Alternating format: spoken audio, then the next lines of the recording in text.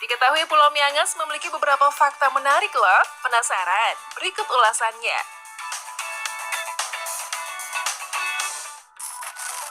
Punya nama lain. Pertama, Miangas ternyata punya nama lain selain Miangas. Pulau Miangas yang terletak di tepi Samudra Pasifik membuat pulau tersebut bagaikan terisolasi. Jika gelombang laut sedang tinggi, masyarakat hanya bisa berdiam di pulau.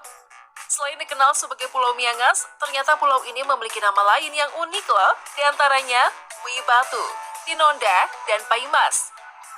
Diketahui, Wibatu sendiri memiliki arti dilihat seperti batu dari jauh. Tinonda berarti orang dari nuansa berlayar kemari atau singgah di pulau ini. Sedangkan Paimas berarti pohon pinang atau pohon palem yang ditanam oleh orang Filipina. Kemudian untuk nama Miangas berarti malu, atau dalam bahasa Sangir disebut nama Miangas yang dapat diartikan menangis.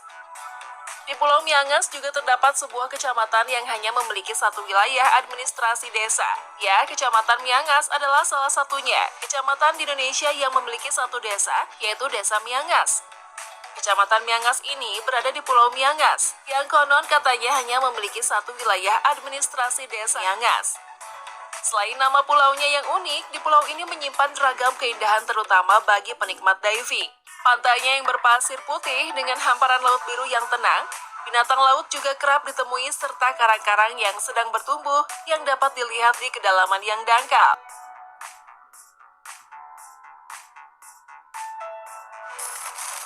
Pernah diperebutkan oleh dua negara besar.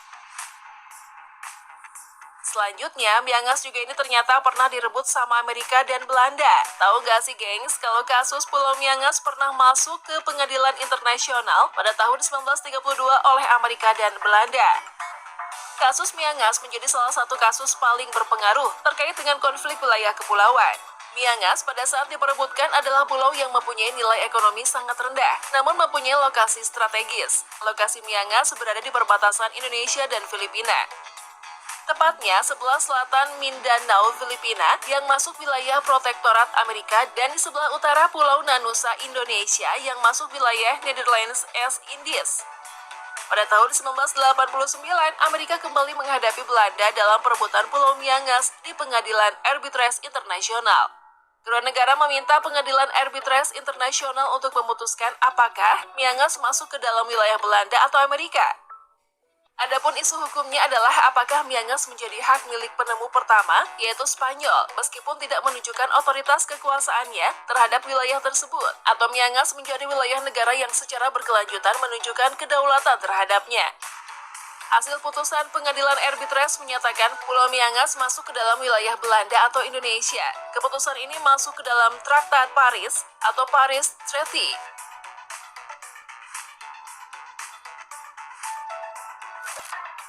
Lebih dekat dengan negara lain. Fakta menarik ketiga ini adalah bahwa Miangas lebih dekat dengan Filipina. Nah, untuk perjalanan dari Pulau Miangas ke kota Davao, Filipina, lebih dekat jika dibandingkan dengan wilayah Indonesia. Wah, kok bisa ya? Dengan luas 290 hektar are, Pulau Miangas ini menjadi wilayah perkebunan seluas 127 hektar are. Kemudian bandara udara 23 hektar are, padang rumput 12 hektar, rawa-rawa 44 hektar, dengan pemukiman penduduk seluas 4 hektar. Karena berada di utara Indonesia, tentunya pulau ini sangat dekat dengan Filipina. Bahkan jarak ke Filipina hanya 200 km lebih dekat ketimbang 500 km ke Manado. Perjalanan Miangas ke kota Davao, Filipina bisa ditempuh antara 5-10 jam dengan menggunakan kapal nelayan tradisional dengan jarak 83 km. Sedangkan waktu tempuh yang diperlukan untuk perjalanan dari Miangas ke ibu kota Talaud, Melanguane, bisa memakan waktu sehari semalam.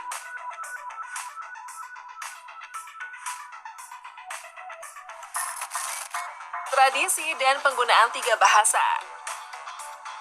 Berikutnya, fakta bahwa penduduk Pulau Miangas diketahui banyak menggunakan bahasa Tagalog Filipina. Tidak mungkin karena pulau ini sangat dekat dari Filipina kali ya. Selain itu, penduduk di sini juga fasih menggunakan bahasa Indonesia dan bahasa setempat, yaitu bahasa Miangas. Kemampuan bahasa Tagalog ini untuk keperluan mempermudah transaksi perdagangan dengan orang Filipina dan membicarakan hal yang rahasia. Kemudian struktur pemerintahan adat masih dipelihara di Miangas. Pemerintahan dipimpin oleh seorang Ratu Banua atau Mangkubumi I dengan wakilnya Inang Wanua atau Mangkubumi II. Di bawahnya ada 12 kepala suku yang membawahi masing-masing kelompok keluarga besar. Pemimpin-pemimpin adat ini tidak memiliki periode tetap, tetapi apabila melakukan kesalahan atau mengundurkan diri maka bisa diganti. Yang melakukan pergantian adalah masyarakat. Diketahui, kepala suku diangkat oleh masyarakat oleh anak-anak kepala suku dan Ratu Banua tidak bisa memberhentikan kepala suku. Kemudian, kepala desa dipilih oleh masyarakat. Dalam pemilihan kepala desa, warga Pulau Miangas lebih melihat figur calon kepala desa meskipun dari suku kecil. Menarik fakta yang ini ya.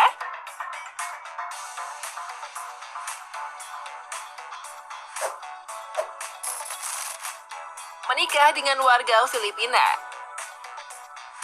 Fakta unik selanjutnya adalah penduduk di Pulau Miangas ini bisa dikatakan campuran dari orang-orang di pulau sekitarnya, terutama yang sedang menuju ke Filipina dan bersinggah di pulau ini. Terlebih orang suku asli Miangas sudah banyak kawin silang dengan negara tetangga.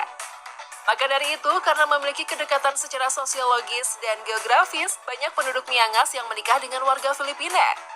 Hubungan antara warga Miangas dan Filipina terbilang sangat baik sehingga banyak yang menikah dan menetap di Pulau Miangas atau sebaliknya. Diketahui sejak era kolonialisme, Pulau Miangas dikenal sebagai tempat persinggahan.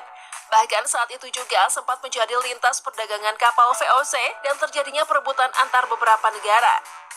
Melalui perjanjian lintas batas atau Border Crossing Agreement antara Indonesia dan Filipina yang ditandatangani pada tahun 1956 menjadikan Miangas bagian dari Indonesia.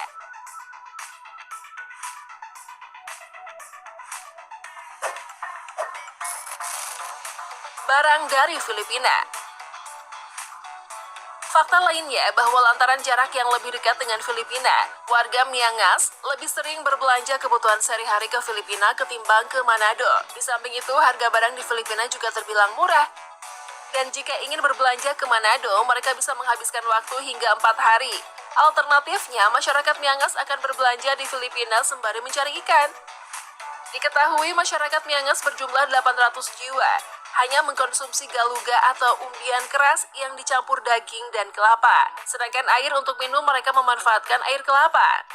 Tak hanya itu saja, karena dikelilingi oleh perairan lautan, desa Miangas juga mengandalkan kekayaan laut untuk menyambung hidup mereka sehari-hari. Dengan begitu warga di pulau ini sebagian besar bekerja sebagai nelayan.